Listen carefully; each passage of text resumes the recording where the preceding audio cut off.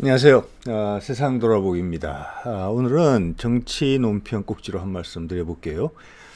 이번 이제 바이든의 한국 방문 2박 3일이 참 여러 가지로 많은 것을 시사했기 때문에 오늘은 좀 또 다른 각도에서 살펴보겠습니다. 아마 바깥에 뭐 언론들의 이런저런 이 분석 기사들이 있었을 텐데 저도 한두 개 제목만 봤는데 알맹이가 조금 부족한 것 같아요. 그래서 뭐 제 말이 맞는다는 이야기는 당연히 아니지만 이런 의견도 있을 수 있다. 그리고 이 세상 돌아보기가 생각하는 핵심은 이거다. 이런 게 있고 또 무엇보다 이게 지금 이 2박 3일의 일정에 대한 결과가 한미 정상회담에 대한 기억이 빨리 잊혀졌으면 하는 그런 분위기도 좀 있는 것 같아요. 뭐 충분히 이해가 되는 부분이죠. 지금 이제 당선인 신분으로 돼서 한 2개월 정도 지났는데 제 개인적으로는 이분이 이렇게 해서 이번에 새롭게 탄생한 시작한 출범하는 정부의 색깔을 좀 명확히 확인할 수 있었다. 예. 그리고 이때까지 쭉 해오던 생각, 예상보다 더 적나라했다. 그게 이제 바이든의 시각이 바깥에서 보는 시각이죠. 바이든의 시각은. 예. 그들의 시각에서 그게 투영됐을 때 그게 좀 더 명확해졌다. 훨씬 입체적이었다. 뭐 이런 인상을 받게 됐지요. 예, 거기와 관련돼서 앞서 드리지 않았던 다른 각도 이야기 한번 해볼게요. 자, 뭐 제가 최근에 이런 기사, 이런 이제 영상을 올렸었죠. 예, 이거 보면 이제 쿼드 가입 공략했던 건데 이상 군사 동맹 체계에 한국이 편입되는 것을 미국이 노했죠. 예, 김정은 만날 용의가 있다고 했죠. 뭐 여러 가지 헬로우만 했다느니 뭐 이런 말이 있지만 기본적으로는 만날 용의가 있다고 이야기를 한 거죠. 예. 그리고 문재인을 만나려다가 여의치 않자 굳이 한국에 머무는 동안 통화를 해버립니다. 이 세 가지가 합쳐지면 각각이 개별적으로 있으면 뭐 변명의 여지가 있고 그래요. 그렇지만 세 가지가 한꺼번에 발생했을 때는 이 메시지는 너무나 강력한 것이고 기조 이번 정상회담에 나선 우리 대통령의 체면을 엄청나게 손상시킨 거죠. 예, 외교적 결례예요. 결례고 너는 이 부분에서는 당신이랑 이야기 안 할 거야. 다른 사람이랑 이야기 할 거야. 라고 부분적인 거세를 하는 그런 느낌까지 있었어요. 이거는 상당히 모멸적이에요. 지지를 하든 안 하든 현재 우리나라의 대표자가 저런 취급을 받는다는 것은 불쾌할 수도 있는 것이거든요. 예. 자, 뭐 이거 지난번 영상에서 가져온 슬라이드인데 원래 5월 22일 날 아마 문재인을 만나러 양산을 가려고 했던 것 같아요. 일정이. 왜냐하면 그 일정이 대체된 일정이 거의 없거든요. 이게 뭐 항공우주작전본부 벙커에 간 것밖에 없어요. 그럼 갑자기 일정이 바뀌었기 때문에 사전 검토를 못한 것이죠. 경호팀이. 그렇기 때문에 부득이 선정된 장소이기도 한 것 같아요. 왜냐하면 경호 위험이 적으니까 군시설이니까요. 그리고 그 위에는 아침에 뭐 재벌 총수 하나 호텔로 찾아온 사람 만난 거. 그 말은 지난번도 말씀드렸지만 5월 22일 자체 전체를 비워놨었다. 그가 양산으로 문재인을 만나러 가려고 했다. 예. 그것도 처음부터 계획을 짤 때부터 한국 방한 계획을 짤 때부터. 예. 그러면 그때부터 우리의 새로운 대통령에 대한 인식이 아주 안 좋았다는 것이죠. 뭐 거기에 대한 동영상도 제가 다룬 바가 있지요. 여러 가지 이벤트들이 있었죠. 누구 하나 정리해주지 않아서 그렇지. 그런 맥락을 이어보면은 첫인상이 아주 안 좋았다. 이런 생각을 하지 않을 수가 없게 돼요. 그럼 왜 그랬지? 이런 생각을 제가 합니다.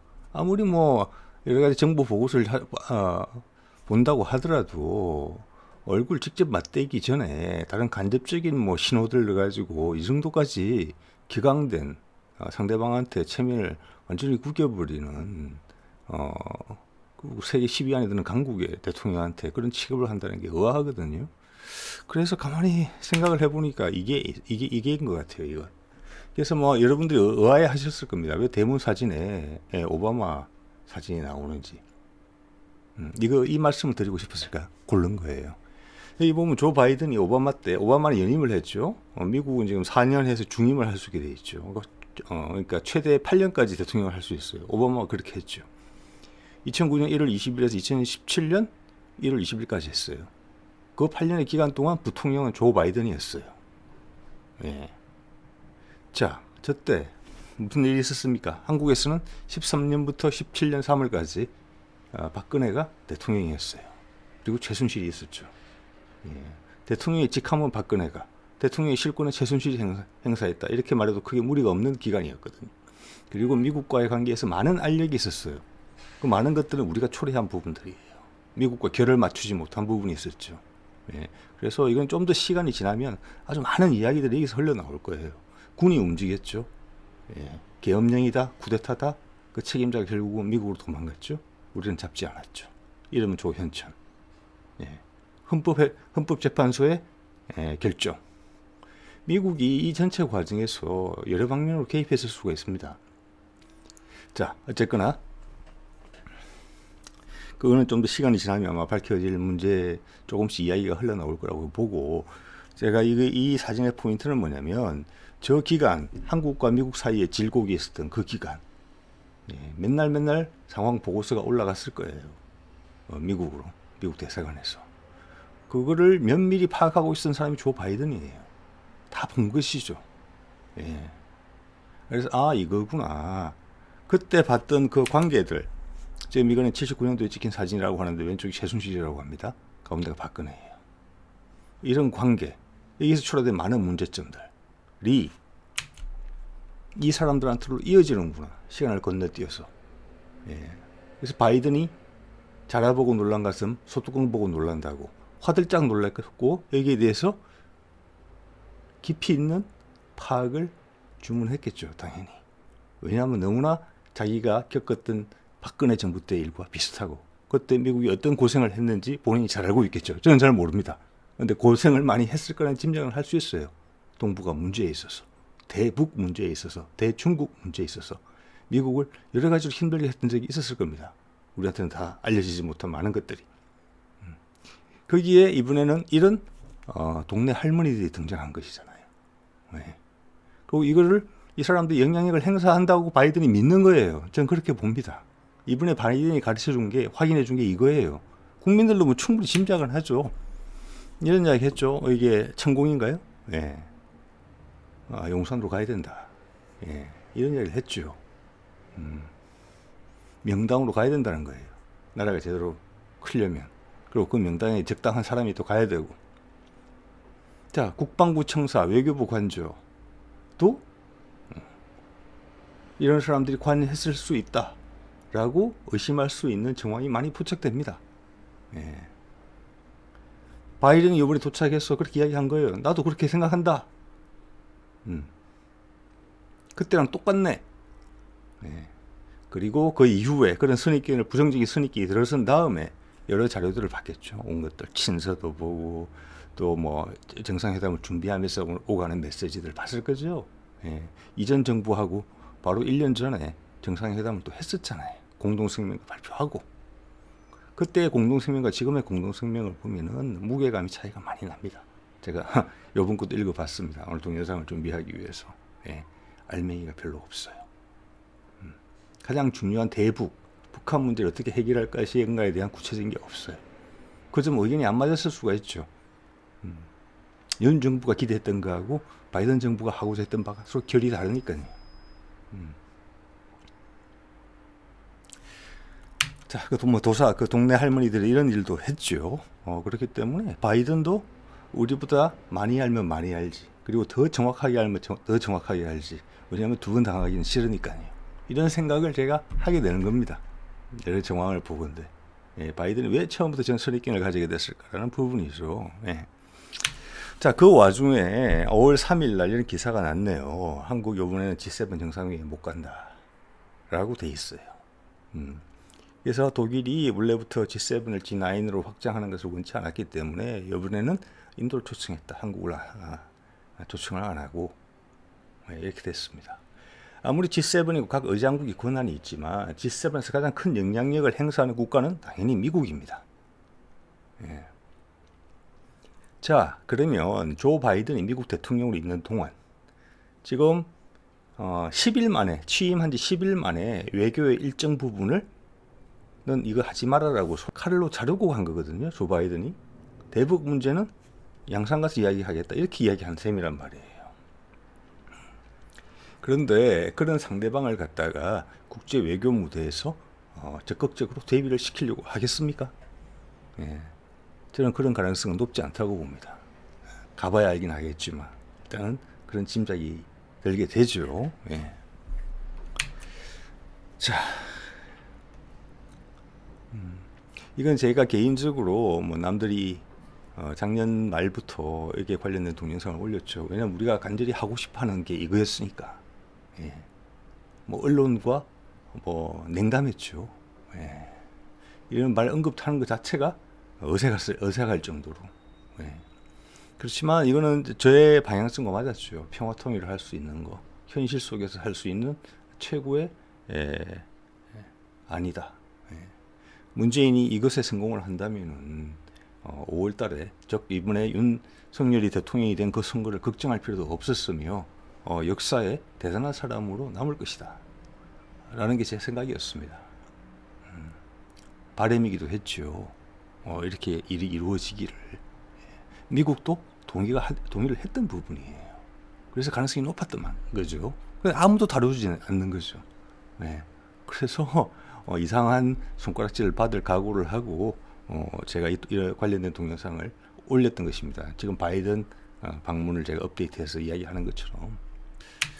자, 그래서 이게 사실 많이 무르익었어요. 그전에 이제 바티칸에 가서도 교황하고도 접촉을 했죠. 그래서 교황이 한반도를 방문하는 그런 이제 아주 글로벌한 이벤트를 기획했던 것 같아요. 제가 봐서는. 예, 그 내심 저도 기대도 많이 있었습니다.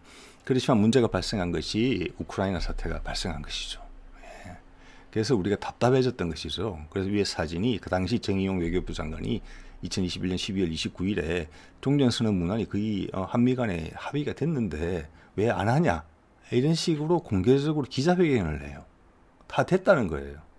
한국이 조율자고 그래서 북한과 미국으로 하여금 이렇게 하자라고 다 됐던 거예요.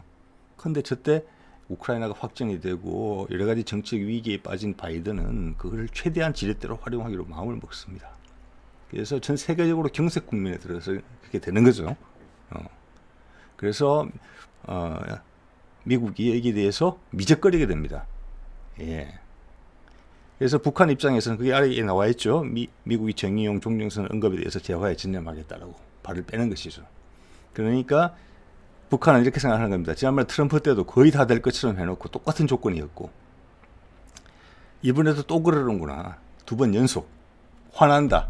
단순한 이야기하면 그렇습니다. 그래서 그때부터 어그러지고부터 2022년 1월부터 예전과 다르게 1월부터 그 추운 계절에 미사일을 쏘기 시작한 겁니다. 금년까지 열 몇 번 쐈죠. 예. 또 새로운 대통령이 등장해서 북한을 선제 타격하겠다는 말까지 하니 또 계속 쏘는 겁니다. 엄청난 숫자를 쐈죠. 제가 뭐 열 몇 번까지 셌던 적도 있는데 지금은 그걸 넘어선 것 같아요. 자, 이런 식으로 해서 어그러지게 된 거죠. 예. 이러면서 대통령의 임기는 끝이 나고 북한에 대해서 강경책을 이야기하면서 국민의 지지를 많이 획득한 새로운 대통령이 등장하게 된 것이죠. 예. 자, 여기서 잠깐 작년에 2021년 5월입니다. 그러니까 문재인과 바이든의 워싱턴 정상회담에서 나왔던 공동선언문이에요. 예. 지금 이런 내용이 이번 공동선언문에는 없어요. 아까 말씀드린 것처럼 북한 핵 문제를 어떻게 해결하겠다는 구체적 접근 방법이 없어요. 예. 그냥 이때까지 여태 많이 봐왔던 그런 문구가 있을 따름이에요. 네, 그때 그걸 한번 되새겨 볼게요. 저는 바이든이 이 부분은 문재인과 만나서 하려고 했다가 결국 전화 통화로도 있는 동안 한 거예요. 예. 이 옵션이 살아있다는 이야기를 북한에도 한 것이고 중국에도 한 것이에요. 예. 일본은 이 소리가 듣기 싫었겠죠. 일본은 윤석열의 목소리가 듣기 좋은 것이죠. 한반도에서 남북 간의 분쟁이 나는 게 그들한테는 좋은 거잖아요. 그래서 바이든이 무리수를 두면서 여러 복합적인 메시지를 던진 거고 지금 큰 언론에서는 이걸 어떻게 정리할지 몰라서 빨리 기억에서 사라지기만을 바라고 있어요. 한미 정상회담을. 제 느낌에는. 자, 제가 잠깐 볼게요. 뭐 이 결론은 뭐냐면 북한을 선제 공격하지 않고 정권의 전복을 시도치 않겠다. 이거는 트럼프 때부터 한 거예요. 예. 그래서 바이든이 이렇게 이야기한 겁니다. 뭐 공동선언문이잖아요. 판문점 선언과 싱가포르 공동성명 이거는 트럼프가 한 거예요. 공화당 그리고 바이든 민주당이잖아요.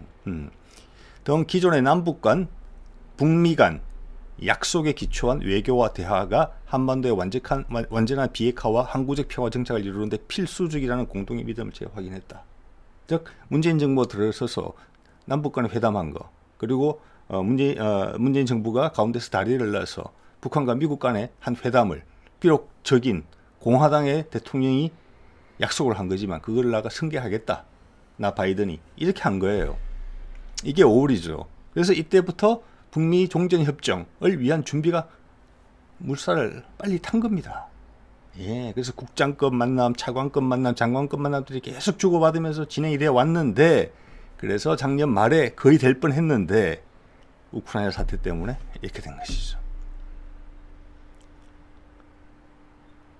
자, 그래서 지금 긴장이 고조되고 있다고 보기 때문에 바이든은, 한반도의 긴장 고조는 미국의 안보에 직결되는 상황이에요. 예. 그래서 미국은 본인들이 예상하지 못한, 본인들이 계획하지 못한 어떤 돌발 상황이 한반도에서 발생할까봐 지금 무지하게 경계하고 있는 거예요. 그 경계의 원인은 제가 초기에 말씀드렸죠. 이 권력 구조에서 과거에 어떤 일이 있었는지를 봤기 때문에 그렇다는 이야기를 말씀을 드린 겁니다. 그래서 처음부터 한국에 올 때부터, 오기 전부터 신경이 곤두선 상태로 온 거예요, 바이든이. 예. 그리고 이 말을 반드시 내가 한국에 있는 동안 이게 나의 진심이다 라고 이야기를 하고 간 거예요. 예. 비록 기존의 윤석열 대통령한테는 모멸감을 주는 일이지만 하루를 통째로 내서 더 많은 시간을 양산까지 내려가서 문재인과 보내려고 했던 거죠. 예. 여러 정치적인 이유로 그게 여의치 않자 결국 통화라도 했던 거죠. 한국 내에 있는 동안에 하는 것이 중요한 거니까요. 사실 뭐 전화를 하고 자면 언제든지 할 수 있는 것이죠. 그렇지만 그런 부담을 감수하고 한국에 있는 동안 한 거예요, 그거를. 이게 내 마음이다라는 거죠. 북한에 하는 이야기죠. 윤석열에는 경고를 한 것이고, 함부로 움직이지 마라. 내가 다 보고 있다.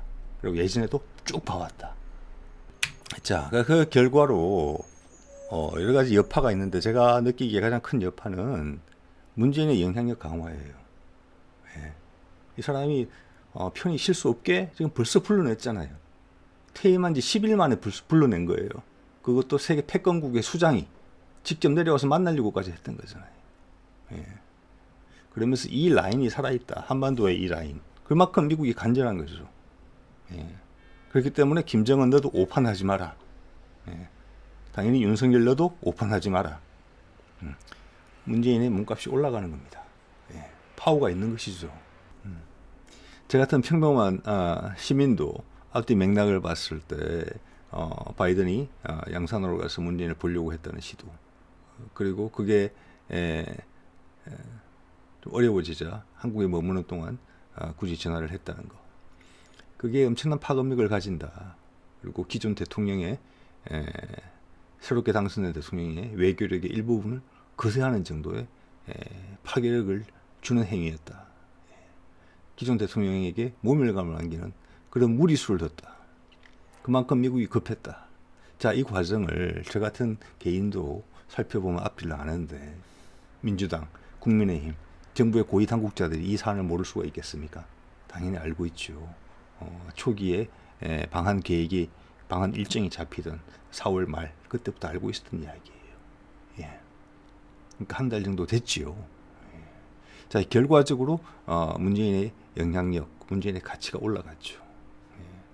대통령이 끝남으로 인해서 그 동북아 외교에서 조종자 역할도 사라졌다 라고 판단할 수가 없게 된 거죠. 그 조종력이 살아있음을, 조종이 계속 살아있을 것임을 바이든이 무리수를 둬서라도 확인을 시켜놓고 간 것이죠. 그게 곧 정치적인 힘이죠. 예. 그렇기 때문에 저는 이번에 이재명이 지방선거에 나섰다고 봅니다. 나섰다고 보고, 어차피 바깥에서 굴러온 돌이라 내부 세력이 없는 사람이죠. 민주당 내부에서. 그가 그런 결정, 모험적인 결정일 수도 있어요. 분이 희생당할 수도 있기 때문에. 그런 사람을 끌어낸 거, 거기도 바이든이 이번에 보여준 행동과 크게 상관이 있다고 봅니다. 즉 문재인의 영향이 커진 것이죠. 거기다가 김동연까지 따라 올라와서 그 다음 자리를 채울 지금 기세거든요. 선거 결과가 나와봐야 알겠지만, 자, 민주당에 있는 오래된 세력 입장에서는 또 굴러온 돌이 이번에는 두 개나 굴러온 겁니다. 이재명, 김동연.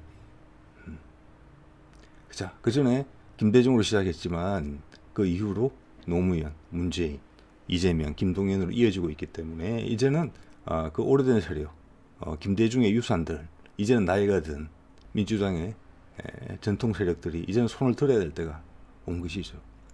그것이 이번에 문재인의 퇴임과 맞물리면서 바이든이 보여준 행위로 인해서 그게 촉진되게 되었다. 이런 말씀을 드리는 거예요.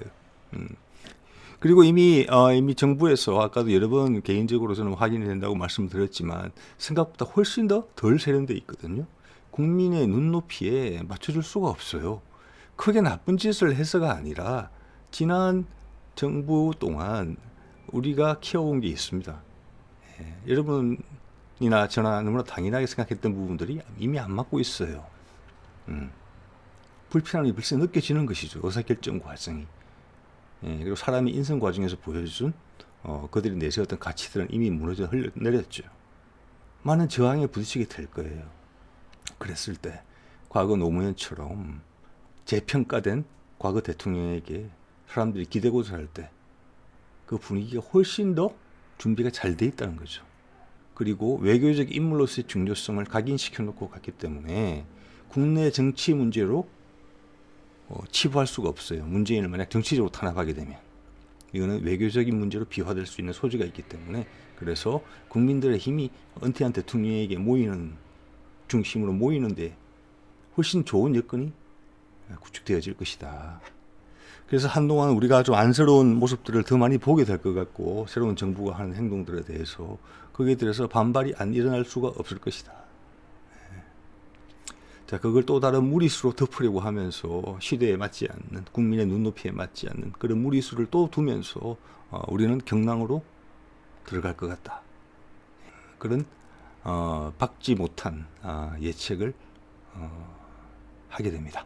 자, 오늘은 여기까지 하겠습니다. 네.